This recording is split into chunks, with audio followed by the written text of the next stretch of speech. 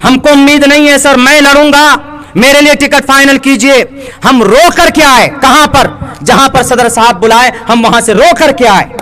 Sir जब ticket दे दिया गया हमारे बड़े भाई शाहनवाज साहब को, जब मैं प्रचार करने के लिए पहुंचा हूं, लोग गालियां देते थे मुझे, अब्दुल्ला, मौलाना अब्दुल्ला आपने क्यों टिकट बेचा, आपने क्यों उनके आज कल तक आपके विरोध में थे, यहां तक कि जो कि हाट में परमिशन नहीं मिलता था प्रोग्राम का, ढेले के खेत में आप प्रोग्राम करते थे, भूल गए, आज वहां को टिकट लेकर आपको अपने पीछे लगाते। हमने कहा कि सर हम किसी नेता को नहीं देख रहे हैं, हम मजलिस को देखते हैं और मजलिस से कल्बी लगा, हम मजलिस के मजबूत कामयाब करेंगे।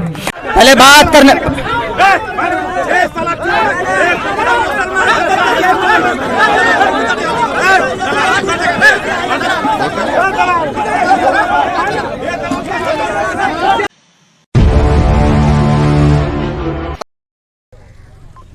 मजलिस इत्तेहादुल मुस्लिमीन बिहार की धरती पर पहचान कराने वाली शख्सियत हमारे बीच जनाब अख्तरुल ईमान साहब, रियासती सदर मजलिस इत्तेहादुल मुस्लिमीन बिहार। मजलिस इत्तेहादुल मुस्लिमीन के प्लेटफॉर्म से वो विधायक भी हैं, एमएलए हैं अमोर विधानसभा से।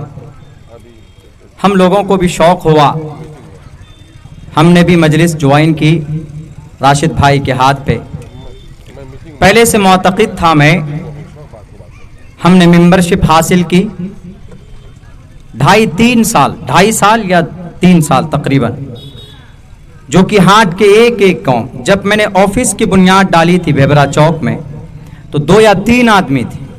पोस्टर देखकर बैरिस्टर साहब के, अख्तरुल ईमान साहब की और AIMIM का लोग हंसते थे कि मौलाना ये क्या लेकर आप आए। यहाँ तक कि हमारे फादर इन लॉ, मतलब मेरा ससुर, हमसे ये बोलता था कि आप पागल हो गए, इस पार्टी को 1 वोट लोग नहीं देने वाला है। हमने कहा कि मेरा दिल कहता है कि मुस्तकबिल में, पिछला जो विधानसभा गया वो उस वक्त मुस्तकबिल ही था, मुस्तकबिल में इंशाअल्लाह ये पार्टी जो कि हाट से ज़रूर कामयाब होगी। हमने उसी आस्था पे काम शुरू किया हजरात मोहतरम। और मैं समझता हूँ कि जो कि विधानसभा में 30-38 पंचायत है, हर एक पंचायत में तकरीबन 1 से 2 कमेटी बन चुकी थी मजलिस इत्तेहादुल मुस्लिमीन, और एक एक गांव घर जाकर के मजलिस का पैगाम, एक उम्मीद दिखी हमको। क्यों? क्योंकि जिनकी गुलामी हम पिछले 70 साल से, आज़ादी के बाद से लेकर बहुत सारी पार्टियां आई, अभी बढ़ चढ़ कर जिन्हें हम सेक्युलर, ज़बरदस्ती सेक्युलर का लेवल थोपने चले हैं नहीं, थोप रहे हैं, वो उनके भी दामन थामे हमने कुछ दिनों तक, कई साल, कई मर्तबा उनकी सरकार रही बिहार में। लेकिन जब हमने देखा कि हमारे हक की जब बात आती है तो सब बिल में छुप जाते हैं, कोई हमारे लिए आवाज़ बुलंद नहीं करते। एक प्लेटफॉर्म है बैरिस्टर असदुद्दीन अवैसी साहब का, पार्लियामेंट हो, जहां पे भी हो, वो हमारे लिए तर्जमानी करते हैं। कम से कम इतने सदियों के बाद अगर कोई एक लीडर खड़ा हुआ है तो उसकी आवाज को मजबूत करनी चाहिए। मेरे दिल में यह पैदा हुआ, यहां तक के एक बहुत बड़े शायर दिल खैराबादी साहब, वो क्या बोलता है, मौलाना अब्दुल्ला के सामने MIM का अगर बुराई करोगे, उसका कल्बी रिश्ता किसी से होता है, उसका रूहानी रिश्ता है MIM से। वो 100 तकरीर कर चुका है, जलसे के मंच में मुझे मना कर दिया जाता था कि आप मजलिस के लिए अवैसी साहब के लिए नहीं बोलेंगे, लेकिन फिर भी ऊपर वाले के तरफ से शायद कोई बात थी, इशारों में मजलिस की तर्जमानी मैं कर देता था वहां पे। क्यों? मैं कहता था कि लोगों, भारत के अंदर आपके इस वक्त की जरूरत है मजलिस इत्तेहादुल मुस्लिमीन। मेरे कैफ जो कि हाट में बहुत सारी और परेशानियां सामने आई, आ सकती और आती है, पुराने नेताओं को पता है, जल्दी यहां उभर नहीं सकता कोई, कौन सी ताकत है यहां पर। बहरकैफ मजलिस इत्तेहादुल मुस्लिमीन का इलेक्शन का जमाना आया, और भी दावेदार थे, मैं भी दावेदार था। हमने कहा कि चलो भाई मौका अच्छा मिला है, यहां तक के सदर साहब को भी हमने लेटर भी लिखा। हमने कहा कि सर क़यादत मैं चाहता हूं मेरे हाथ में आए, और जो कि हाट में लोगों का मिजाज बन चुका है, मैं इंशाअल्लाह जीत की कामयाबी, आपके जीत इंशाअल्लाह यहां से हासिल करूंगा। आप टिकट हमको दीजिए, कामयाबी मैं आपको दिलाऊंगा, ये मैं कसम खाकर कहता हूं, मुझे अल्लाह की ज़ात पर भरोसा है। मेरे कई बातें हुई, सब कुछ हुए, बहुत उतल पुतल हुआ और यहाँ से हमारे जो अभी मौजूदा अभी साबिक जो विधायक हैं मजलिस के थे, मजलिस के प्लेटफॉर्म से जीते वो, अभी वो चले गए हैं किसी और पार्टी में, तो उनका टिकट नहीं कटा था। लोगों के दिमाग में एक कॉन्सेप्ट था बैठा हुआ कि आरजेडी से टिकट जनाब शाहनवाज साहब को दिया जाएगा और एमआईएम का मौलाना अब्दुल्ला को और जदयू से मुर्शिद साहब आएंगे, ये बिल्कुल बना हुआ था। लेकिन राजनीति उसी को बोलते हैं जो 1 घंटे के अंदर में समीकरण चेंज हो जाता है, वही यहाँ पे हुआ। सरफराज साहब को उनको आरजेडी का मिल गया, शाहनवाज, बहुत सारी चीजें। आंखों में आंखें डालकर बात करने वाला शख्स मरहूम तस्लीम साहब थे, अल्लाह उनकी मगफिरत फरमाए। सीमांचल गांधी का लक़ब मिला, लेकिन हम आज उनकी कुर्बानी को या उनकी क़यादत को या उनकी सियासत की कायदाना सियासत को हम भुला चुके हैं। हम कदमों में पड़ जाते हैं जाके लोगों को, इस हैसियत की हमारी सियासत हो गई।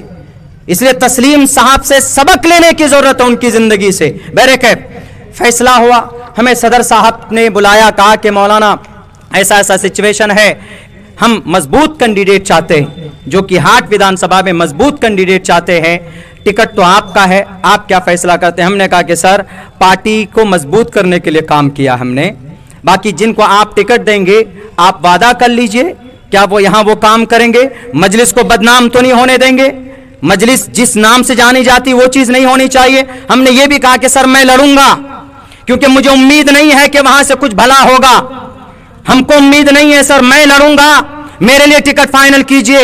हम रो करके आए, कहां पर, जहां पर सदर साहब बुलाए हम वहां से रो करके आए, इसलिए दर्द को लेकर कि हो सकता है कि कहीं और चला जाए टिकट। और जिसलिए हम आवाज बुलंद करते थे कि बोलने वाला असदुद्दीन ओवैसी और यहां बिहार में चीखने वाला बिहार विधानसभा में अख्तरुल ईमान साहब, मौलाना अब्दुल्ला भी होगा तो क्या बातें बनेंगी जनाब, कहीं और गलत हाथ में इख्तिदार न चला जाए। सर जब टिकट दे दिया गया हमारे बड़े भाई शाहनवाज साहब को, जब मैं प्रचार करने के लिए पहुंचा हूं, लोग गालियां देते थे मुझे, अब्दुल्ला, मौलाना अब्दुल्ला आपने क्यों टिकट बेचा, आपने क्यों उनके आज कल तक आपके विरोध में थे, यहां तक कि जो कि हाट में परमिशन नहीं मिलता था प्रोग्राम का, ढेले के खेत में आप प्रोग्राम करते थे, भूल गए, आज वहां को टिकट लेकर आपको अपने पीछे लगाते। हमने कहा कि सर हम किसी नेता को नहीं देख रहे हैं, हम मजलिस को देखते हैं और मजलिस से कल्बी लगा, हम मजलिस के मजबूत कामयाब करेंगे, हमारी ये मिशन और हमारा ये नारा। लोगों ने गालियां सामने दी है जनाब, गालियों को बर्दाश्त करके सर को झुकाकर, यही डुमरिया बस्ती है, पूरी टीम पूरी बस्ती एक तरफ थी, लेकिन जब टिकट किसी और को मिला तो अब्दुल्ला सालिम को सबसे ज्यादा गालियां दिया जाता। मैंने ये गाली बर्दाश्त की सिर्फ इसलिए कि पार्टी का फैसला हुआ। जब मैं भी जिद में अड़ गया, मैंने सोचा कि अगर टिकट नहीं मिलेगा मैं विधानसभा लड़ूंगा और अलग से पहले बात करने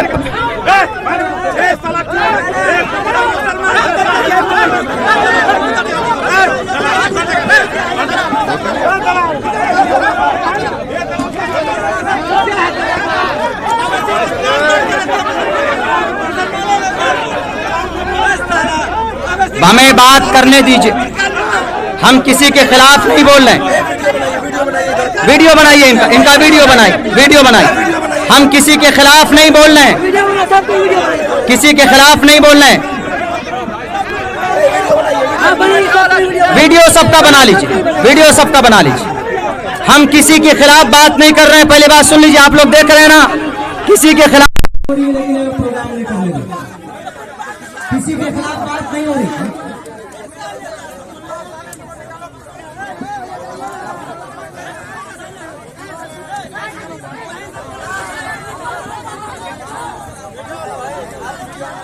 वीडियो बना लीजिए भैया, इनका वीडियो बना लीजिए, बस वीडियो आप लोग को जो कुछ करना होगा भाई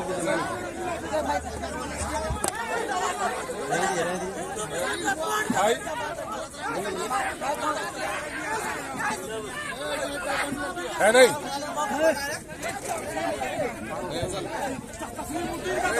भाई सुनिए सुनिए